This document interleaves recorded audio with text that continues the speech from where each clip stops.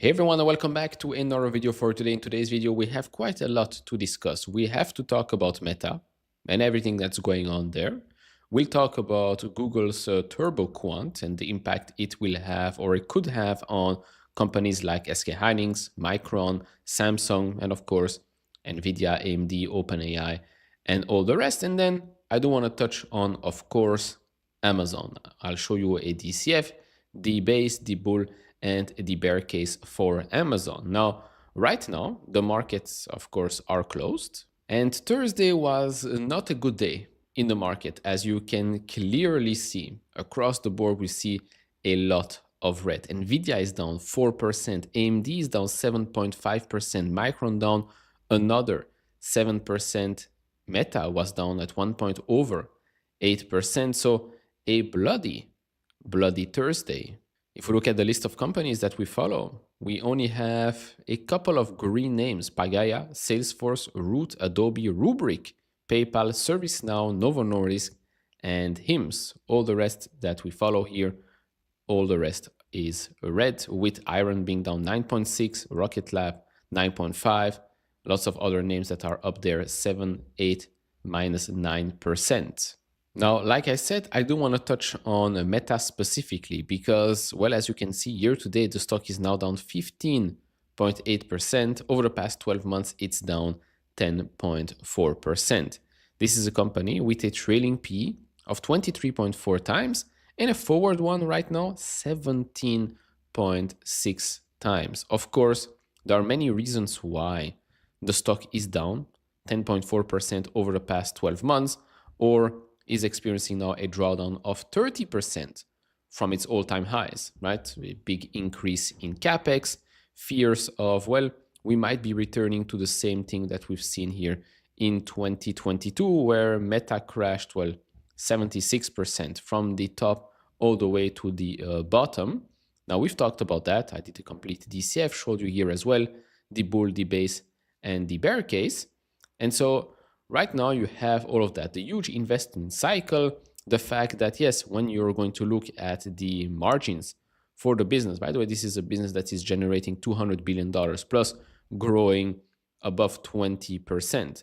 But when you look at margins for the business, then you see the pattern. And of course, you start to maybe understand the fears of the market that, okay, great business, super profitable, especially the core business is extremely profitable. But what if we do go back or closely to a 2022 scenario?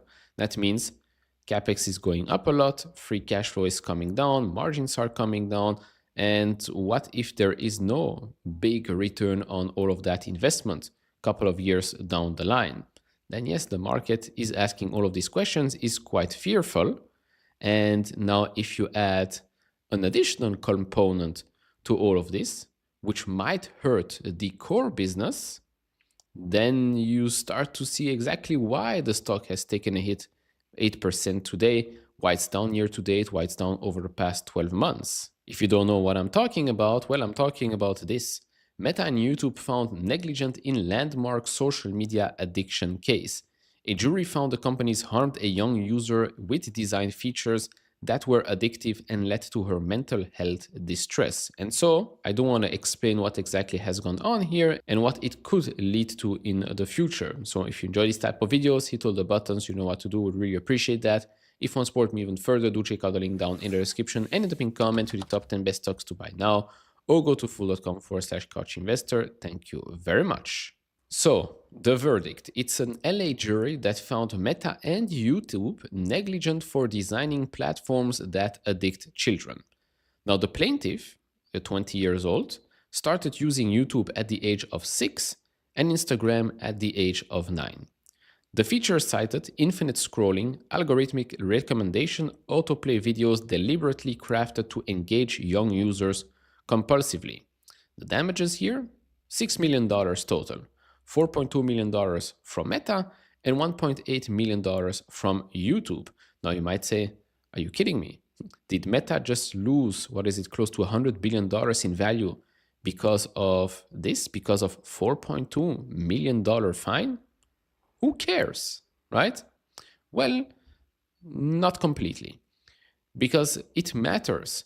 This is the first case of over 2,000 pending lawsuits. And so you can start to understand that, okay, if they see that, oh, one person got this payout right here, this was the verdict in that case, well, maybe we can try our luck right now and also get paid. Now, the day before, a New Mexico jury fined Meta $375 million for failing to protect children from predators. So, okay, that's already a bigger amount, and I think they should be paying probably a little bit more than that. There is also Section 230 in the United States that might be at risk. New Mexico Attorney General said that there is a real possibility these cases might prompt Congress to reconsider Section 230, where basically Section 230, in short, is sort of a protection for internet types of companies, social media types of companies, where they cannot be held responsible for, well, the effects of things that get posted on their platform. That's really in short. And so the reason why Meta was down so much today, Google was down a little bit today, Reddit was down even more, is because, well, this is just the first case of potentially thousands of others. And who knows what the verdict will be with all the rest. Maybe this will spark a change in policy. Maybe this will force Meta to change the way people interact inside their apps. Now, as someone who's a shareholder of Meta, a shareholder of Google, so directly YouTube as well, I do want to talk about the impacts of this because, one, as a shareholder, okay, if the business model has to change, then of course it can change for the worse, which means maybe people will use less time on YouTube, on Instagram, which means fewer ads will be served to the users, which means less money generated by those companies. Not great for me, the shareholder. On the other hand, I have zero issues with changes being made in order to protect kids. Okay? I think, first of all, teens, underage kids, should not be on social media, especially not at the age of 6 or 9 or something like that. I don't think they have anything to do on social media. Second of all, parents. Now, I'm not going to go on a full rant here, etc., because I'm not a parent, so I'm not going to talk as if I am one. But parents do play a big role, right? Parents do play a big role in their kids' education, in what their kids are allowed to do or not allowed to do. Now, of course, you cannot fully control your kid, but parents can have control on a teen's Instagram, right? Instagram accounts under the age of 16, yes, you can have quite a lot of control over that. Instagram does have teen accounts, and teen accounts under the age of 16 need the approval of a supervisor or their parents, basically, in order to use it. The parent, whoever controls or has a legal right over the child or whatever, can set time limits for the usage of those apps. Right? Because at the end of the day, the settings are there. The settings in order to protect the user or for the user to spend less time wasting time on these apps are there, have been there for quite a while. Not just for Instagram, but for every other app out there. You just need to have a little bit of self-control. Then we can go and enter the discussion of, okay, when are we going to talk about the fact that just people can do whatever they want freely? If I want to use the app for 5 hours a day, I should be allowed to.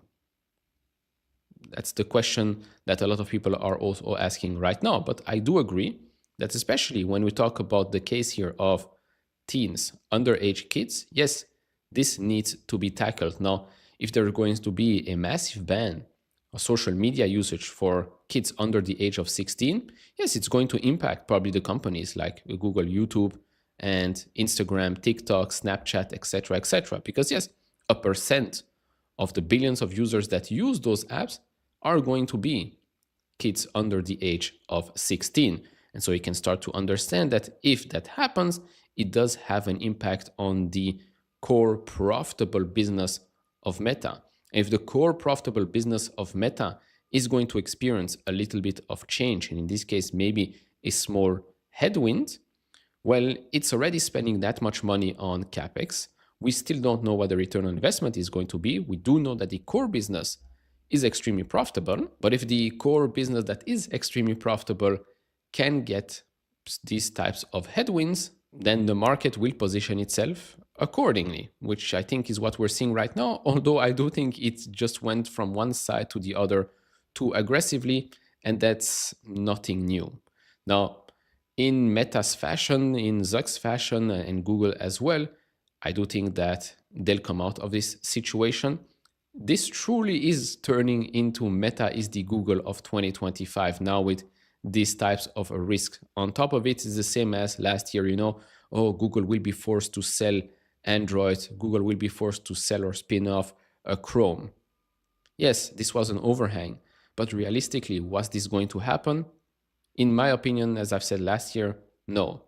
Same thing here. We now have another overhang over Meta stock. Is this going to be, super bad for the business going forward? In my opinion, not really. Some changes will be made. Like I said, YouTube and Facebook, Meta are going to appeal this decision. And so right now, if we look at Meta stock, first of all, we are oversold here on the daily. Second of all, if we go all the way back here to around May of 2025, we see that the gap up, that gap has finally been filled. So yes, as you know, not all gaps get filled, but most of them do. Well, this is yet another case. Let me know what you think about this situation. Do you think this is a obvious buy the dip situation or not? Let me know down in the comment section below. Moving on to what Google announced and the impact that had and has over Micron, SK Hynix, etc., etc. Well, it's this. It comes from Google Research, and that's the important part here. So this is TurboQuant, redefining AI efficiency with extreme compression. So this was released March 24th, and it says here, we introduce a set of advanced theoretically grounded quantization algorithms that enable massive compression for large language models and vector search engines. Okay, great. I know some of you will say, oh, this reminds me of what happened or what they did in Silicon Valley, Pied Piper. Yes, but no. Now, the thing with TurboQuant is that, first of all, it's theoretical. It's not released just yet. Second of all, TurboQuant, this whole idea was already released. Guess when? Well, April 28, 2025. Did something happen last year when this popped up? No. It's just that right now, yes, this was released by Google Research on social media, so it got a lot more attention. This does remind me of the DeepSeek moment we've had early 2025, where suddenly every chip maker, NVIDIA, AMD, Nebius, and all of that, they all went down 20+% or so. But it turned out that, no, DeepSeek was not the end of all of these companies. No, it just showed that, okay, the models, the huge training models and all of that can be done in a more efficient and, more productive, less expensive way. This didn't mean that you needed less chips. No, this just means that you can do a hell of a lot more, which means this can go to a hell of a lot more users and the usage goes up, Jevons paradox, etc. Same thing can be said here. Because if we ask what is TurboQuant, this is the answer. LLMs like Gemini or ChatGPT have a memory wall. As you have longer conversations with an AI, the model must store a digital cheat sheet for everything said so far called the key value cache.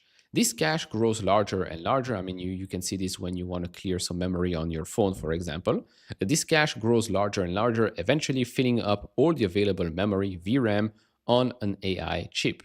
Now, TurboQuant is a new set of mathematical shrinking techniques from Google Research that, according to them, compresses memory by 6x, has zero accuracy loss in doing so, and because the data is smaller, the chip can process it up to 8 times faster. Sounds great to me. Why is that? Well, a couple of points here. One, it is solving the inference bottleneck. Inference, as we've said time and time again, and everybody's saying it, inference is much bigger than training. But yes, there is a bottleneck. Because right now, we've talked about this with Jose a lot of times. When you want to generate, let's say, an AI-generated video or something like that, what's the length of that so-called video? It's a clip. 8 seconds, 10 seconds. But that's about it. Eventually, you would like to reach a minute plus. This, of course, will help with that.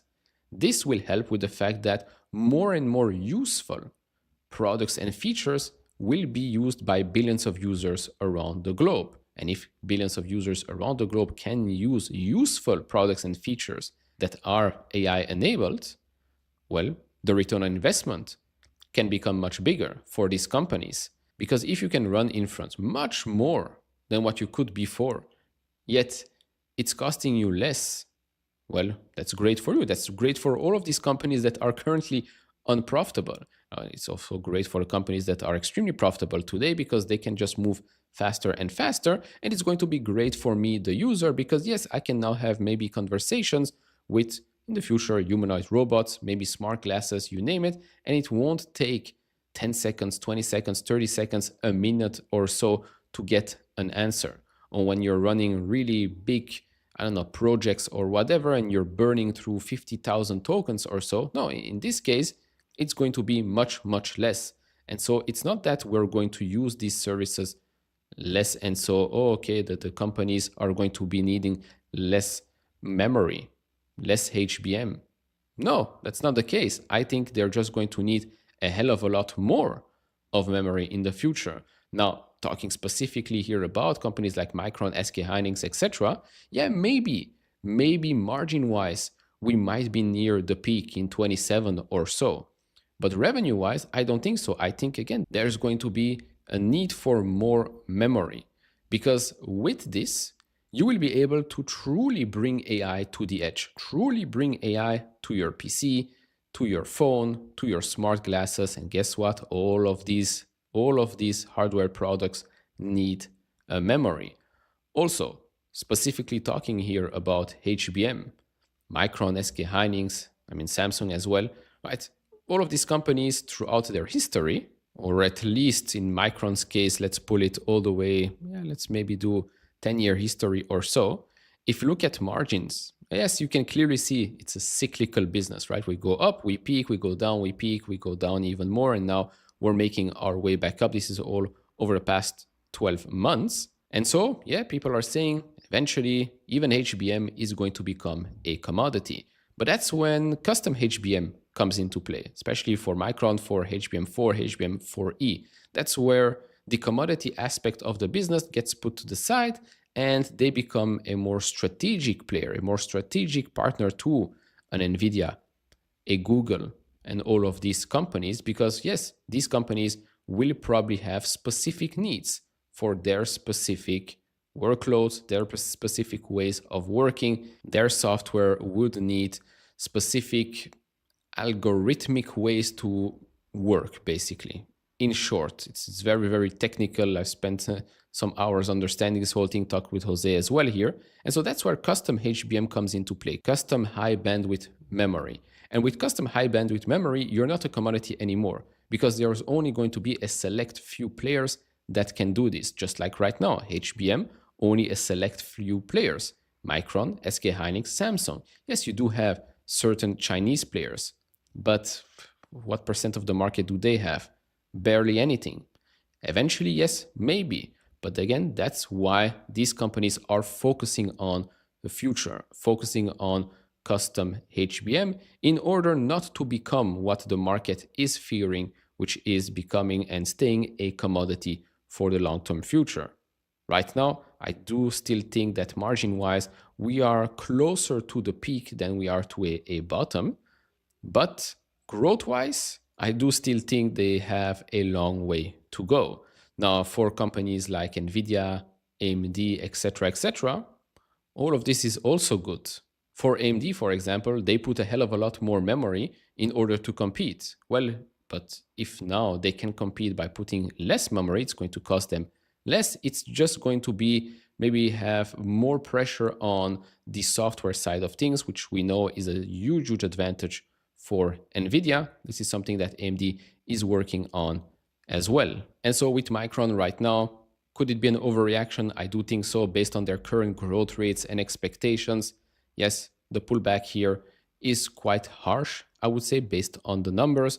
we are close to the 100-day moving average, which sits at around $331.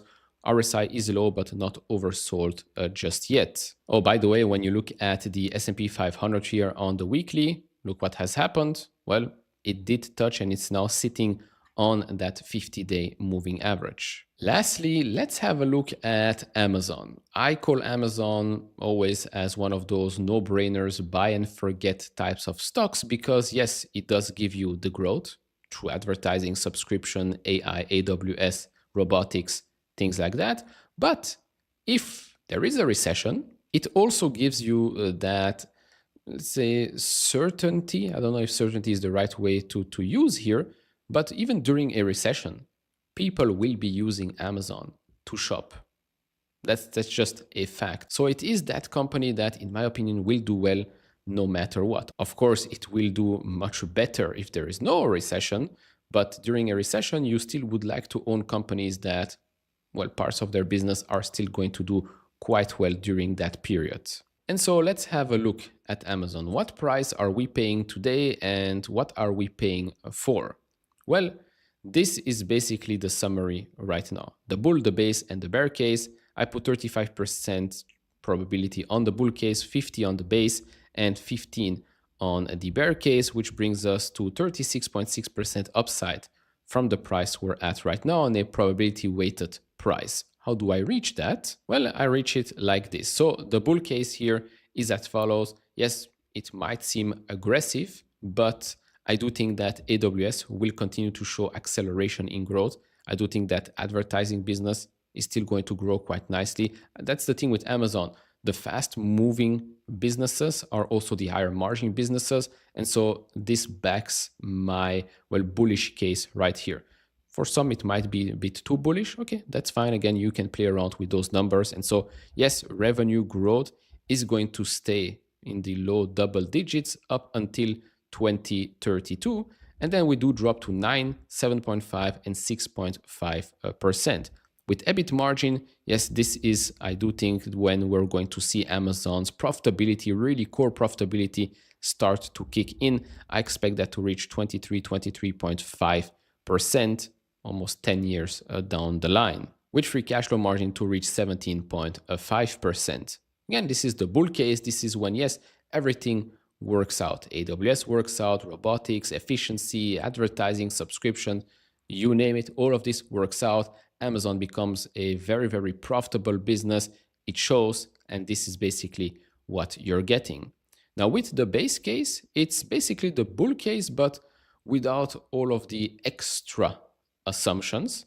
And so here as well, I'm still expecting to grow nicely, but here we are already in the high single digits by 2031, and it drops all the way to 5% by fiscal 2035. EBIT margin ends at 21% and free cash flow margin at 15%. It does have a 3.5% terminal growth rate here for revenue. As for the bear case, and again, I repeat myself time and time again, with the bear case, it's not supposed to bring the stock price down as much as possible just for the sake of the bear case. No, it needs to make sense. And so with the bear case here, it's again taking what I think is the base case, but then saying, you know what, all of these investments, all of these acceleration in growth might not happen the way we think it will. The business might not be as profitable as I thought it would be. And this is how we are getting these types of numbers, these types of revenue growth, these types of EBIT margin, and this type of free cash flow margin by 2035, and especially the terminal rate here. And here I'm putting a 2.8, 2.9% terminal growth rate. Some people say, oh, you have to put 2%. No, I don't know. I think Amazon deserves 2.8, 2.9%. Now, if you quickly want to look at where we're at, you can look at the implied share price here, the WACC and the terminal growth rate. Today's price means that we are around 2.5% terminal growth rate and 10% WACC. If we go a little bit higher, then we're 3%, 10% WACC. If you want to go to 9%, 3% WACC, we should be at 250%. and $58, etc., etc. But again, if you want to play around with this, it's free. No sign up, no emails, no nothing. You can play around. All of the blue numbers here are editable, and those will impact, of course, your bull, your bear, and your base case. You can play around with it. The story needs to make sense. You cannot just put the numbers there and say, oh, look, the implied growth here is now 20% just because I need the price to be much higher. That's not how it works. And so based on my story right now, based on my assumptions, yes, the bull case sees 87.3% upside from the price we're at right now.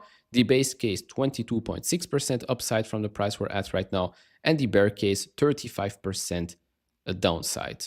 Let me know what you think down in the comment section below. And so all in all, that's about it for me in today's video. Yes, me personally, I do think that Meta is a dip worth buying. Yes, I do think that Amazon, it is part of my retirement portfolio in the top 3 after Meta, Mercado Libre. There is Amazon there. I also think it's quite a no-brainer. Yes, I still view the big tech companies as, yes, names to own and forget and sleep well at night. You might not get your multi-bagger returns, but I do think that you are still getting market-beating returns and you don't have to stress out every single day because, yeah, these types of companies are trading at very attractive prices right now. They're extremely powerful. They're extremely profitable.